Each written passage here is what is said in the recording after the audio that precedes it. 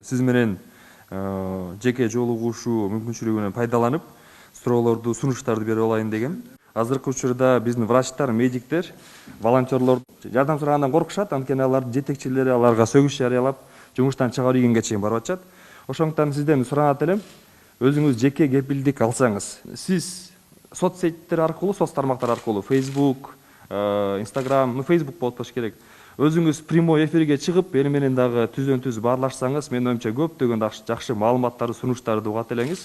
Муну Михаил Саакашвили, Никола Пашинян, Армения президенттери, премьерлери почти күндө кылышат.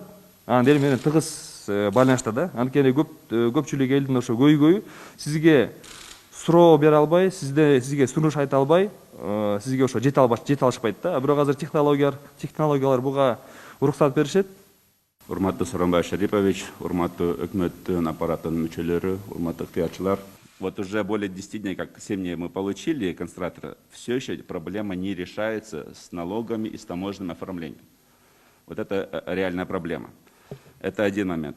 Второй момент. В стране сейчас огромное количество волонтеров, активистов, компаний покупает концентратор на свои деньги и передают разным учреждениям. Но учета, акта приема нет. Просто здесь очень важно организовать грамотный акт приема передачи, чтобы они использовались и в какое-то время не оказались у кого-то дома. Лекарств в достаточной степени нет.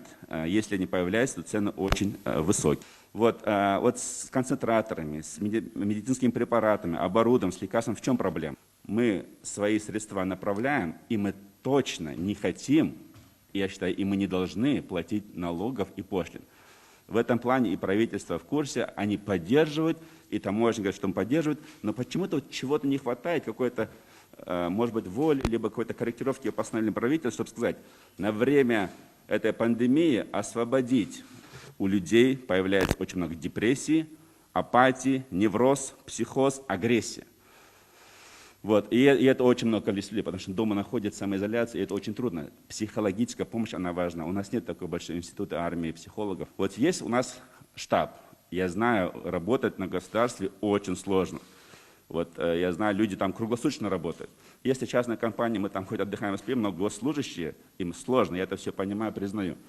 Круглосуточная работа очень сложно. Государственный штаб есть. Много есть частных штабов, но здесь не хватает координации. Я уверен, что нужно сейчас, чего не хватает, нам не хватает такого кризис-менеджера, который мог бы и республиканский штаб, и частный штабы как-то объединить и координировать. Найти кризис-менеджера, объединить все штабы, вы же говорите сейчас, год цифровизации, развитие регионов. Вот все, платформа, сколько больниц на стране есть. Кому сколько нужно? Государственные клиники, частные клиники. У кого что уже есть. Давайте эффективно контролировать, вести учет. И говорить, хорошо, спонсоры, там, не знаю, сейчас даже партии активизировались, бизнесмены, там, кто хочет поддерживать. Пожалуйста, вот, смотрите, им нужно. Эта информация нет. Каждый говорит, я вот этому помогу, я этому помогу. И все, это неэффективно. Дары тармектерди таратуу баягы өтө кыйын экен. Бир унаадан оноосу келип деле алып кетип экен оратабыз деп, бир эле баягы направленияны көтөрүп келишип алып, же болбосо ошол эле дарыканаларга барсаң, баалар ар кандай да. Биз кечээ күнү мисалы ЦПФимди 85 рубльга алып келсек, Москвадан, бул жердеги аптекаларда 300 сомдон жогору болуп атат да. Балким ошол мамлекеттин мекемесине караган бир жерди бөлүп берсеңиз, же болбосо ошол мамлекетке караган дарыкана ачсабы деп атам да. Ушул пандемия учурунда иштей турган бир гана баада, өз баасында. Анткени аптека ээлери, ошол дарыкана ээлери биз аренда төлөп атабыз деп атат, чыгымдарын айтып атышат каяктагы. Биз көрүп атабыз, андай деле чоң чыгым жок да бул жерде. Бул ковидти жеңген мамлекеттер бар. Италияны карасак да болот, Кореяны карасак болот. Ошол жактан тажрыйбалуу адистерди алып келип биздин бул докторлорго бир кандайдыр бир тажрыйба алмашууну жүргүзсөк кандай болот деп атам да. Себеп дегенде мына айыл мен кечээ Суусамырга бардым, 5 айылда бир эле оорукана бар экен. Эң негизги доктору ооруп жатат, калгандары эч нерсе билбейт. Эмне кылышты билбейт да. Көздөрү бизди карап эле, бул Клександы кандай кылабыз, эмне кылып улан учурда саябыз дейт да. Ошондо аябай эмне кыларын билбей калат экенсиң да.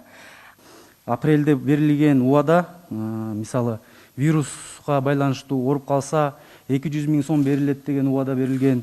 Андан тышкары ушу вирустан кайтыш болгон медиктерге 1 миллион сом ушундай компенсация берилет.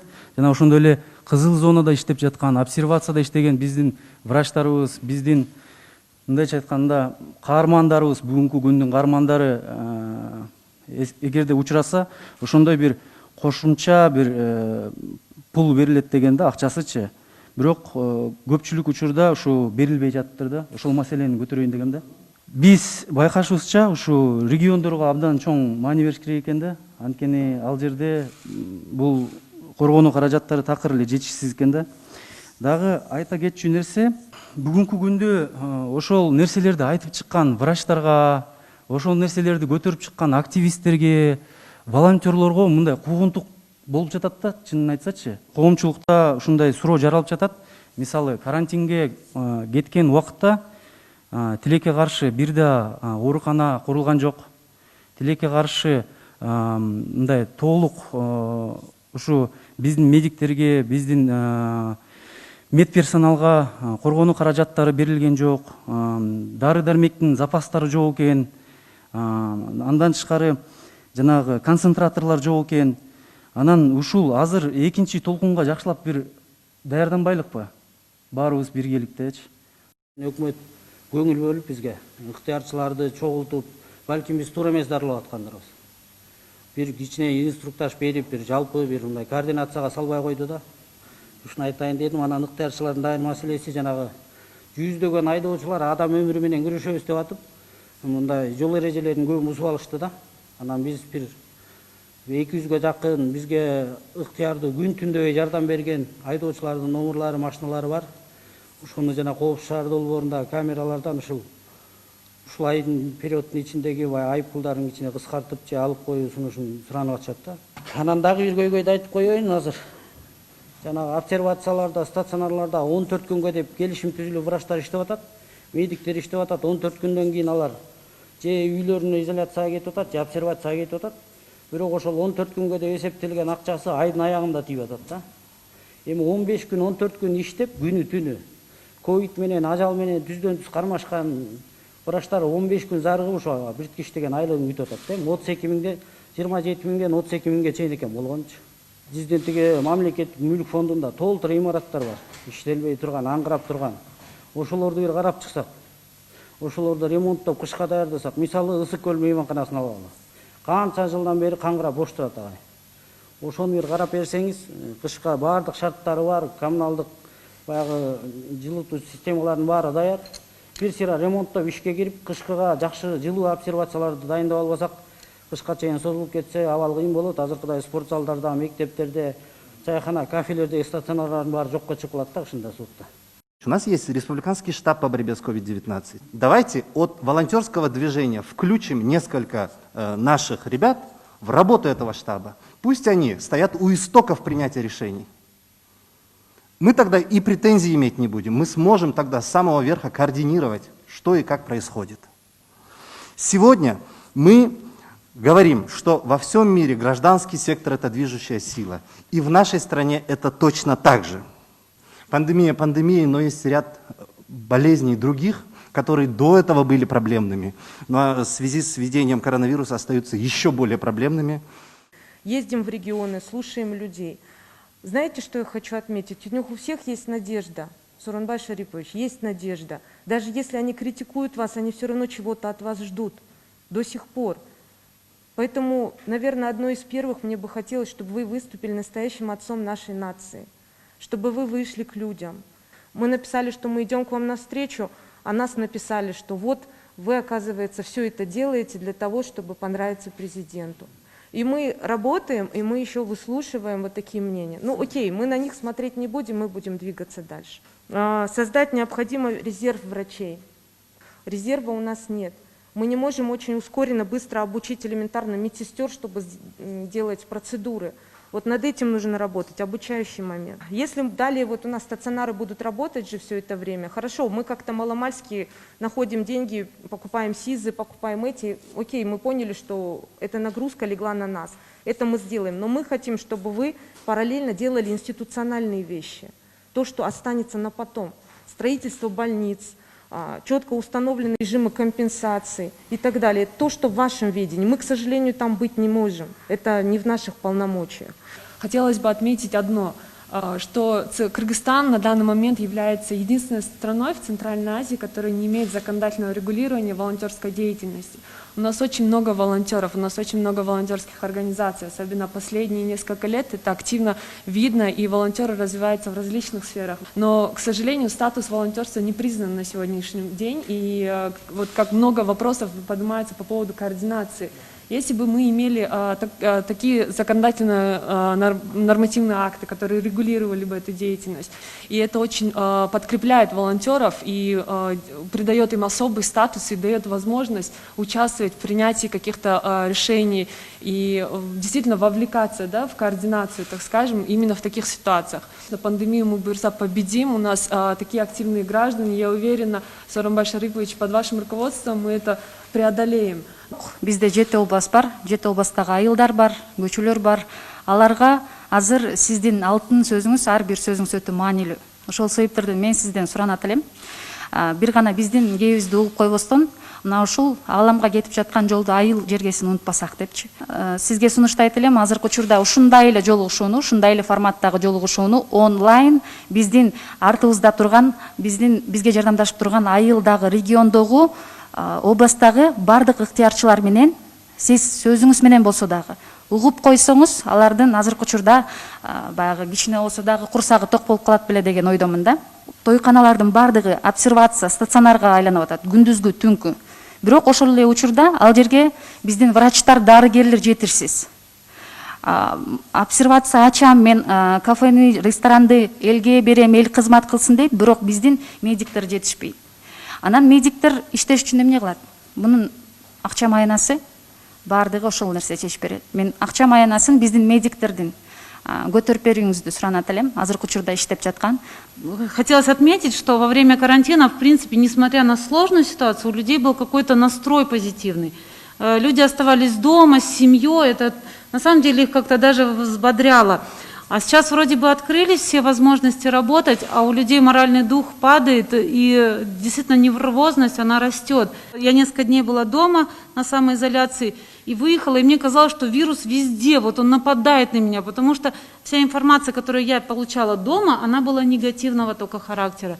И вот здесь я прошу, может быть, как-то повысить какую-то позитивную информацию. А иначе просто можно сойти с ума даже дома, вот получая просто негативную информацию. Я привез 550 респираторов в первую горбольницу на Фучика. Самая такая больница у нас в республике. Отдал главврачу Бошкоев Джусуп Бейшикадырович. Официально вручил ему на видеообращении, которое опубликовала NewsKG, Блокнот, Кыргыз Google, то есть миллионы людей увидели. Я сказал, я напомнил вашу цитату, ваши слова. Президент Сооронбай Шарипович сказал: тот, кто ворует у народа, это враг народа сейчас. Давайте не будем врагами народа. Я говорил это в камеру, но я обращался к нему, потому что я понимал то, что я этого человека не знаю. И аманат, который мне люди скинули, я просто передаю на его ответственность. В течение 5 дней ко мне тысячи сообщений в день приходят. Не дают эти респираторы, не раздают, не раздают. Я выезжаю в эту больницу, Сооронбай Шарипович. Снимаю на видео. Ни один врач глаза не видел. Никому не раздавали. Даже сказали, администрация только носит. Он сразу одел на себя, вот, главврач сразу одел. Он ни раз в красную зону не заходил. Он мне сказал, и мы их не продаем, приедь посмотри, они лежат на складе в аптеке. Я говорю, они не должны лежать на складе в аптеке, они должны были в этот же день раздаваться для красной зоны. Это дело имеет резонансный характер, Сооронбай Шарипович.